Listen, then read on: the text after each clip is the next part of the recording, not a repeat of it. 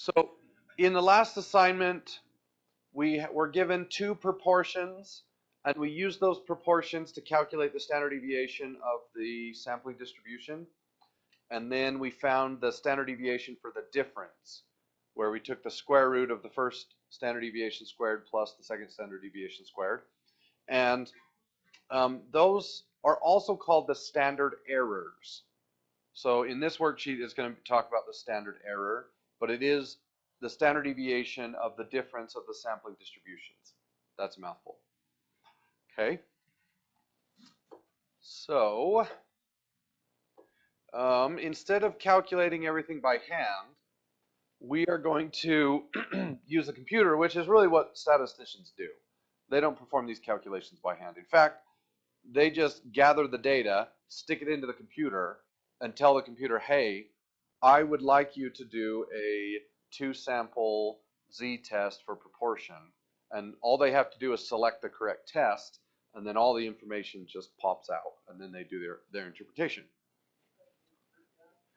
Yeah. Yep. All right. For each of the following experiments, state the null and alternative hypotheses, and then use the Rossmann one-chance theory app to calculate the sample proportions, the difference for the sample proportions, the standard error, the difference between proportions, the number of tails, the z-score, and the p-value for each. So I've just stuck all those calculations in a table.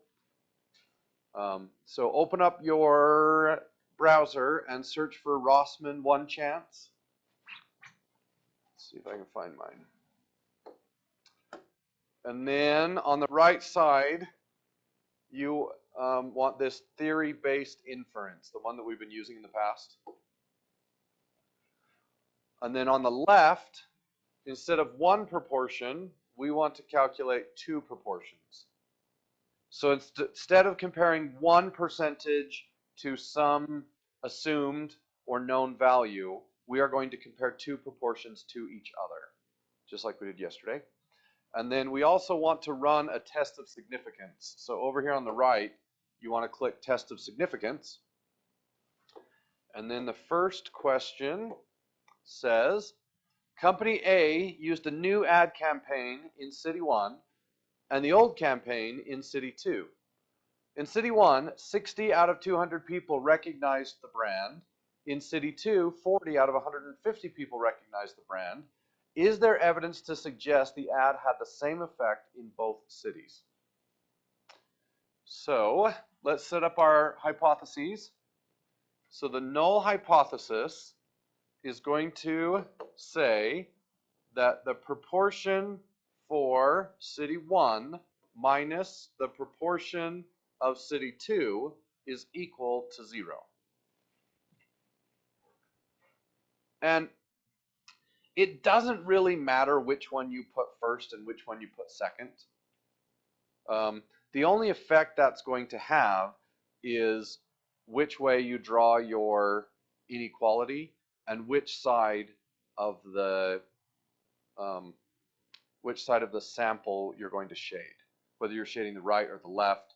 And if it's a two-tailed sample, sorry, I'm not speaking well today. If it's a two-sample test, it doesn't matter because you're shading both sides anyways. All right, so our H naught, or our HA, says that, well, we better calculate the percentages first. This is a two-tailed, right? So it doesn't matter. Proportion 1 minus proportion 2 is not 0. If you have a greater than or a less than, you have to pay a little bit more attention to which way you put the subtraction. Okay, but if it's two-tailed, it doesn't matter because you're shading both tails no matter what. All right, so 60 out of 200 and 40 out of 150. So I need to plug those in here. So 200 and 150. And was this 60 and 40? And then as soon as you plug those in, it's going to spit out your sample proportions. So the sample from group 1 is 30%, and the sample from group 2 is 26.26%.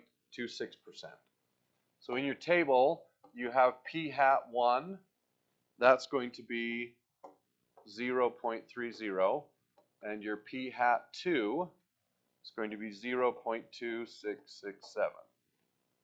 Okay? And then if we push calculate, it will run the test for us. And right here, we get the difference between the two samples. Now, as far as I can tell, the Rossmann one chance is always going to shade, not shade, is always going to do big minus small. I don't think there was a single instance on this answer sheet where it gave me a negative number. But it is possible for this to be negative, which is fine. That just means we're on the left side instead of the right side. So if it's a one-tailed test, you need to pay attention to that. If it's a two-tailed test, again, it doesn't matter. So my difference is going to be 0.033. And then what's the next question, tails? SE. So the SE, the standard error, is simply the standard deviation of this here. So the standard error is 0.049. And then tails, is this one-tailed or two-tailed? Two-tailed. So I need to make sure that I change this, the HA, to not equal to.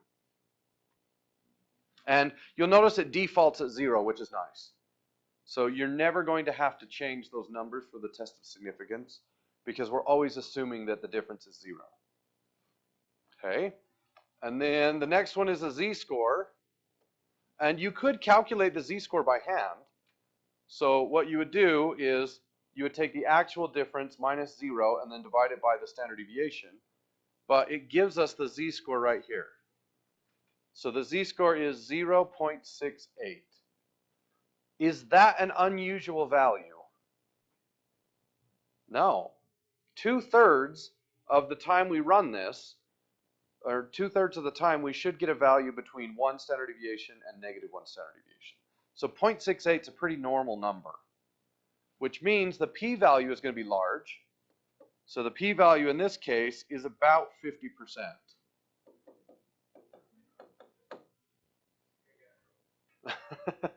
Isn't that nice? Yeah, that's super nice. Rossmann. It's probably a woman. So p-value is 50%. Now the next question asks, what do you conclude? So you need to go back to the original question, and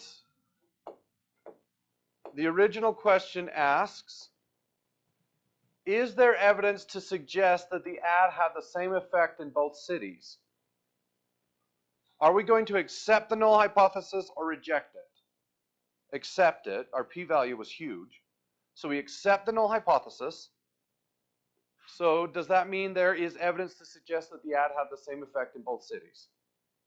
Yes. So we would say, yes, we accepted the null hypothesis, which is evidence to suggest that the two cities have the same, had the same effect in both cities. Okay? So when you write your conclusion, you need to say yes or no to the question. You need to state whether you accepted or rejected the null hypothesis, and then what the result of that hypothesis is. So if you were testing a drug and you rejected the null, and you wanted to know, is this drug better than a placebo? If you reject the null and accept the alternative, then the answer would be yes, this drug worked better than a placebo. So the yes or no is totally going to depend on the question that's asked. So you can't say accept the null means yes or reject the null means yes. It's going to be different according to what the question says. Okay? All right. Do you want to do another one, or do you think you can handle that?